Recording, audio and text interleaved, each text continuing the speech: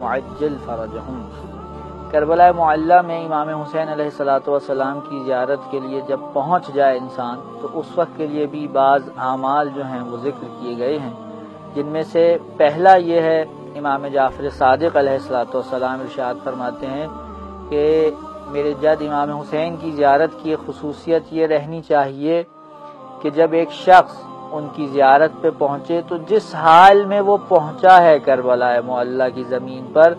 پہلی زیارت امام حسین کی اسی صورت میں کرنے جائے اور اسی حالت میں جا کر امام حسین کی زیارت کرے۔ یہ شاید اس وجہ سے رکھا گیا ہے کہ امام حسین کیونکہ حالت مظلومیت میں اور غریب الوطنی میں شہید کیے گئے تھے، لہٰذا ایک شخص جب امام حسین کی زیارت کے لیے پہنچے تو وہ اپنی حالت کو غمگین صورت میں امام حسین کے سامنے پیش کرے اور اسی حال سے کہ جس حال سے وہ پورے رستے کو طے کرتا ہوا گرد و غبار اور خاک کے ساتھ پہنچائے، امام حسین کی بارگاہ میں پیش ہو۔ البتہ یہاں ایک چیز مد نظر رکھنی چاہیے کہ اس میں ایک شرط جو ہے وہ یہ ہے کہ انسان بے شک سفر کی گرد و غبار سے مخلوط ہوا ہو اور اس کے اوپر کافی اس کے آثار بھی نمایاں ہوں، لیکن شرط یہ ہے کہ وہ پاک ہو۔ اگر خدا نخواستہ کوئی حالت نجاست میں ہے تو پھر لازم ہے کہ جا کر غسل کرے اور اس نجاست کو اپنے جسم سے دور کرے اور پھر امام حسین کی زیارت کے لیے جائے۔ دوسری چیز جو میں آپ کے سامنے عرض کروں وہ یہ ہے کہ امام جعفر صادق علیہ الصلوۃ والسلام ارشاد فرماتے ہیں کربلا کے اندر پہنچنے کے بعد کثرت کے ساتھ تسبیح امیر المؤمنین علی ابن ابی طالب علیہ الصلوۃ والسلام اور تسبیح جناب سیدہ فاطمہ سلام اللہ علیہا کو اپنی زبان پر جاری کرے۔ یہ دونوں تسبیحات انشاءاللہ اس ویڈیو کے آخر میں آپ کو بتا دی جائیں گی اور آپ تک پہنچ جائیں گی۔ تیسری چیز کہ جس کے لیے ہم لوگوں کو زیادہ سے زیادہ اہتمام کرنا چاہیے کربلا میں پہنچنے کے بعد وہ یہ ہے کہ جتنا ہو سکے قرآن مجید کی تلاوت کریں اور اس کا ثواب ہدیہ کریں امام حسین اور شہدائے کربلا علیہ السلام کی ذوات اقدس کو۔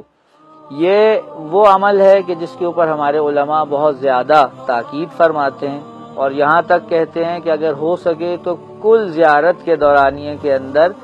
ایک قرآن مجید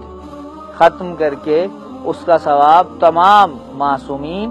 اور جن اشخاص اور جن ہستیوں کی جن شخصیات کی اس نے زیارت کی ہے ان کو ہدیہ کرے۔ چوتھی چیز جس کی طرف توجہ دلانا آپ کی توجہ دلانا لازم سمجھتا ہوں وہ یہ ہے کہ آپ جب کربلا معلی پہنچیں بالخصوص امام حسین کی زیارت کے لیے تو ہمارے پاس امام حسین علیہ الصلوۃ والسلام کی زیارت کرنے کے لیے جو زیارت نامے ائمہ معصومین سے مروی پہنچے ہیں ان کے اندر بہت زیادہ ورائٹی پائی جاتی ہے۔ بہت سے ہمارے پاس زیارت نامے ہیں۔ آدمی ساروں کو دیکھتا ہے تو ظاہر سی بات ہے کہ وہ یہ پریشان ہو جاتا ہے کہ میں کس زیارت نامے کی طرف جاؤں اور کس زیارت نامے کی طرف نہ جاؤں۔ علماء جو ہمارے بیان کرتے آئے ہیں ان زیارت ناموں کے اندر سب سے زیادہ امام حسین کے حوالے سے جن زیارت ناموں کو فوقیت دیتے ہیں علماء وہ سب سے پہلے زیارت عاشورہ ہے، اس کے بعد زیارت وارث ہے اور تیسرے نمبر پہ زیارت جامع کبیرہ ہے کہ ان تین زیارتوں کے ذریعے سے آپ امام حسین علیہ الصلوۃ والسلام کو سلام کریے اور کیونکہ یہ معصومین علیہ الصلوۃ والسلام سے مروی زیارات ہیں لہذا ان سے سلام کرنے کا فائدہ یہ ہے کہ ہم معصوم کو انہی کی زبان میں سلام کر رہے ہوتے ہیں، یعنی ہمیں نہیں معلوم کہ معصومین کا جو مقام ہے جو ان کا مرتبہ ہے وہ کیا ہے، وہ جب خود بیان کرتے ہیں تو ہمیں پتہ چلتا ہے کہ ان کا مقام و مرتبہ کیا ہے اور ان کو کس طرح سے سلام کرنا چاہیے۔ تو وہ زیارات کہ جو معصومین سے مروی ان میں بھی بالخصوص زیارت وارث، زیارت عاشورہ اور زیارت جامع کبیرہ، ان تین زیارات کے ذریعے سے